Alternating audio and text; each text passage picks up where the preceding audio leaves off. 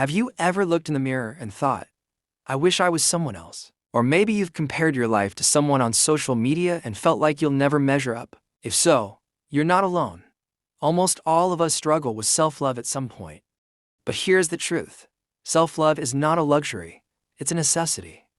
Without it, we burn out, we let people walk over us, and we live our lives constantly chasing approval. In this video, I'll share practical steps you can take to truly love yourself, not in a cheesy, just believe in yourself way, but in a grounded, real way that can change how you see yourself and how you live. 1. Accept that you're human. The first step to self-love is acceptance. You are human. And being human means making mistakes, failing, and sometimes being messy. But here's the mistake most of us make. We take our failures and make them our identity. I failed an exam, so I must be dumb. I messed up a relationship, so I must be unlovable. No, those are just events, not your identity. Think about Thomas Edison. He failed thousands of times before inventing the light bulb. But when asked about his failures, he said, I didn't fail. I just found 10,000 ways that won't work. What if you looked at your mistakes that way? Not as proof you're not enough, but as lessons shaping who you're becoming. What's one mistake you've been punishing yourself for? How would your life change if you chose to forgive yourself today? 2. Embrace your dark side. We all have a side we don't show the world. Regrets, insecurities, failures. And most of us try to bury them. But the truth is, your dark side is not your enemy. That heartbreak taught you how to value love. That failure taught you resilience. That rejection taught you strength. When you integrate your dark side, you stop being at war with yourself. Write down one past mistake, and instead of asking, why did this happen to me? Ask, how can this help me grow or help someone else? 3. You are important. Just by existing, you matter. You don't have to save the world to be valuable. Sometimes the way you matter is invisible, like the stranger who remembers your smile when they were having a bad day. A teacher once told me she got a letter from a student she barely remembered.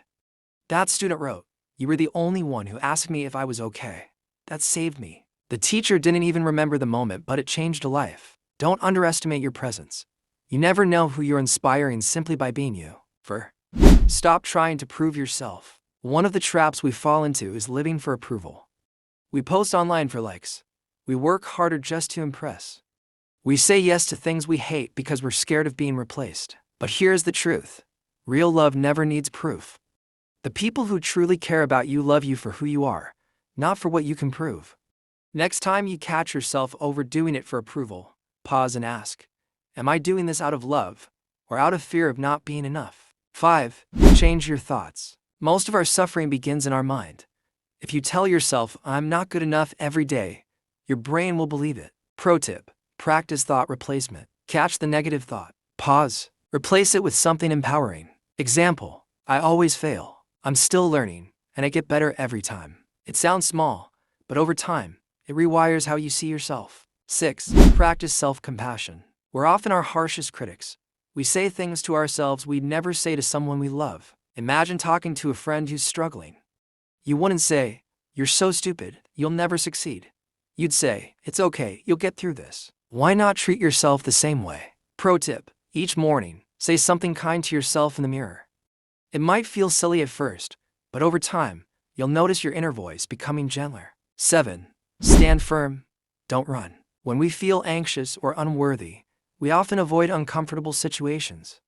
We avoid eye contact, skip social events, or overthink what to say. But avoiding only makes the fear stronger.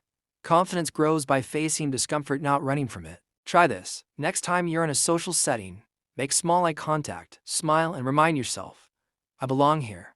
Over time, these small acts build courage. 8. Set boundaries. Loving yourself also means protecting your energy. If someone constantly drains you, it's okay to say no. Reminder, boundaries don't mean you hate someone. They mean you respect yourself enough not to let others misuse your time, energy, or emotions. 9. Celebrate small wins. Don't wait for big achievements to celebrate yourself. Every small step counts. Did you get out of bed on a tough day? Celebrate it. Did you speak kindly to yourself? That's progress. Keep a small wins journal. Write down one thing you're proud of each day. Over time, you'll realize just how much you're growing. Loving yourself isn't about being perfect. It's about being patient with yourself. It's about accepting your flaws, embracing your uniqueness, and reminding yourself every day, I am worthy. I am enough. So next time you look in the mirror, don't just see flaws.